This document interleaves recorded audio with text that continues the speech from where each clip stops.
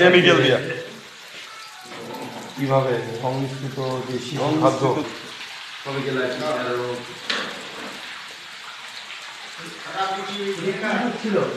অধিদপ্তরের মহাপরিচালক মহোদয়ের নির্দেশক্রমে আমাদের এই যে ভেজাল বিরোধী অভিযান সারা বাংলাদেশে চলমান আছে।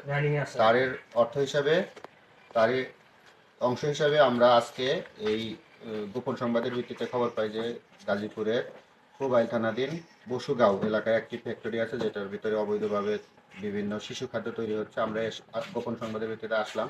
আসার পরে এই সংবাদের সত্যতা পাওয়া এবং বিভিন্ন প্রকার অসঙ্গতিপূর্ণ পণ্য পাওয়ায় এবং শিশু খাদ্যে ভেজাল মিশানোর অপরাধে এদেরকে আমরা 1,30,000 টাকা জরিমানা করেছি এবং জরিমানা আদায় হয়েছে এবং আমাদের এই কার্যক্রম চলমান থাকবে এবং তাদেরকে নির্দেশনা দেওয়া হয়েছে তাদের কাগজপত্র এবং ল্যাব সব আপডেট করে তাদের পণ্য বাজারজাত করার জন্য। ধন্যবাদ।